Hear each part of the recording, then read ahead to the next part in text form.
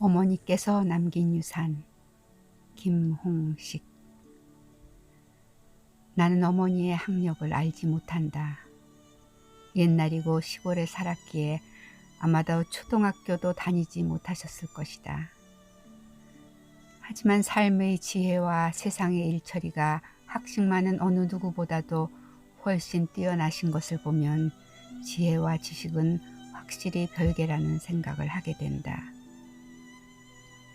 어머님은 물질보다 인간관계 같은 정신적인 것에 가치를 두시며 자손들에게 커다란 유산을 남겨주셨다. 먼저 물질적 유산은 단 한 푼도 남기지 않기로 작정하시고 또 실천하셨다. 옛날 아버지께서 병원을 하시며 한참 돈을 잘 버실 때 주변에서 부동산을 사두라고 권유했지만 유산을 남기면 형제간의 우위를 이간시킨다는 굳은 신념으로 거절하셨다. 지금까지 우리 형제가 화목한 이유는 어쩌면 부모로부터 받은 물질적 유산이 없었기 때문이 아닌가 하는 확신이 든다. 그리고 자신이 남기는 유산은 오직 교육이라며 7 자녀 모두 열과 성을 다해 교육시키셨다. 한때는 4명이 동시에 대학을 다닌 적도 있었는데 아마 쉽지 않으셨으리라. 어머니께서 경계하신 것 중 하나는 가족끼리의 금전거래였다.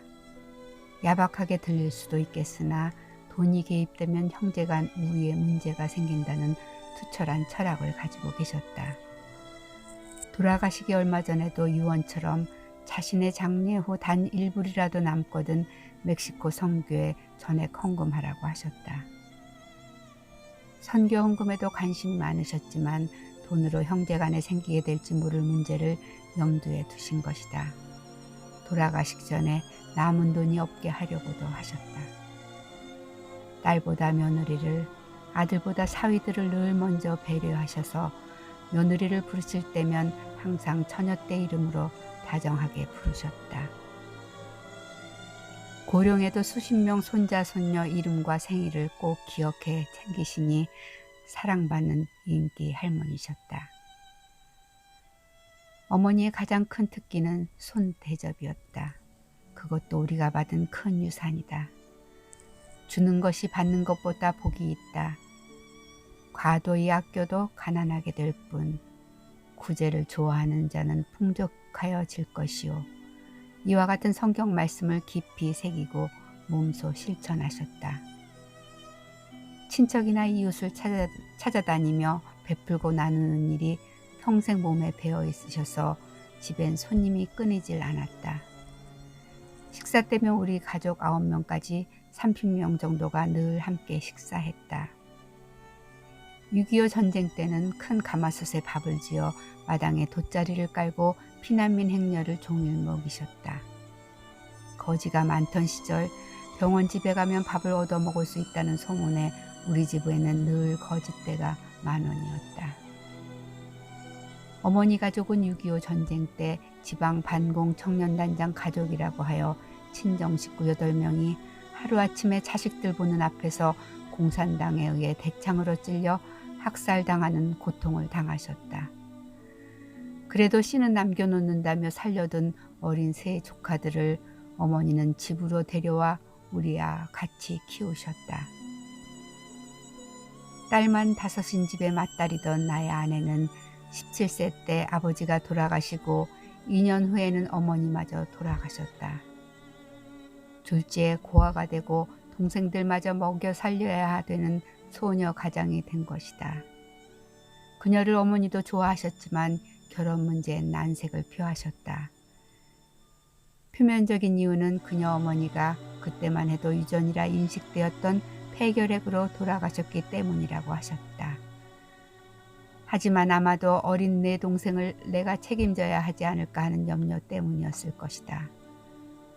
그러나 일단 내가 결혼한 후에는 내 동생 모두 우리 집에 데려와 살게 하셨다.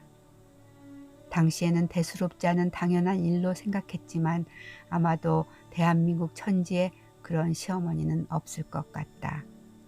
그런 어머니를 집사람은 물론 처제들도 평생 엄마라고 불렀다.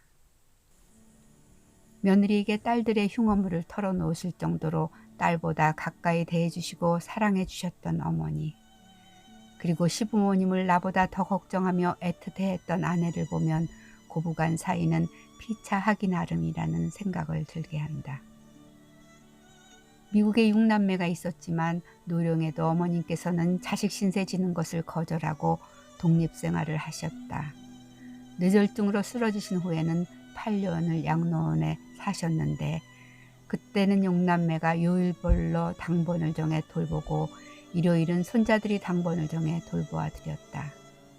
그 일은 우리 가족을 더욱 돈독하게 했고 자녀들에게는 어른 봉양이라는 교육에 큰 효과가 있었다고 생각한다. 어머님은 환자와 간호사들로부터 가장 인기 있는 환자였는데 98세를 일기로 주무시듯 편안히 주님 품으로 가실 때까지 환자 회장으로 휠체어를 타고 다른 방 환자들을 신방하며 봉사와 베푸는 삶을 실천하셨다. 양로원을 방문하면 아들인 내가 시샘할 정도로 며느리에게 다정하시며 아마도 10번 이상 옛날에 결혼을 반대했던 것을 미안하다고 하셨고 돌아가시기 며칠 전에도 또 하셨다. 집사람이 나에 대한 불만을 털어놓으면 얘야 그래도 네 남편은 내 남편보다 낫다고 하시며 고통 중에도 모든 대화를 농담조로 하시는 위트를 보이셨다. 나는 어머님의 그런 유머가 그립다. 어머님의 평소 유언은 부자가 되는 것보다 형제간에 우애하고 예수 잘 믿어야 한다는 것이었다. 장례식장에서 우리 가족은 어머님께서 꼭 불러달라고 하신 주 안에 있는 나에게 딴 근심 있으랴 하는 찬송을 불러드리고 나실주의 괴로움 다 잊으시고 하는 어머님 은혜와 Going Home, Going Home이라는 노래를 다 같이 합창했다. 장례 후 나는 어머니를 기리고 뜻을 실천하고자 실천부를 멕시코 선교지로 보냈다. 어머님은 누구나 피하는 나 환자 치료를 위해 소록도로 부임한 아버지를 따라 그곳에 사시며 나를 낳으셨다. 병든 자를 위해 젊음을 바치신 자랑스러운 어머니. 쉽지 않은 결정을 하셨을 어머니가 존경스럽다. 어머니는 평소에 내가 먹은 아스피린 다 합치면 몇 트럭은 될 거야 라고 하실 정도로 평생 무릎이 아프셨다. 일제강점기와 한국전쟁을 거치면서 대가족 끼니 해결을 위해 갯벌이나 산과 밭에 쪼그리고 앉아 긴 노동 끝에 얻은 지병이다. 인공무릎 관절로 교체하는 큰 수술을 받으셨는데 나는 늙으면 그러려니 하며 무릎 한번 제대로 만져드리지 않았고 따뜻한 말 한마디 제대로 해드리지 않은 것 같다. 내가 무릎 수술을 받고 보니 어머님 생각이 더욱 간절했다.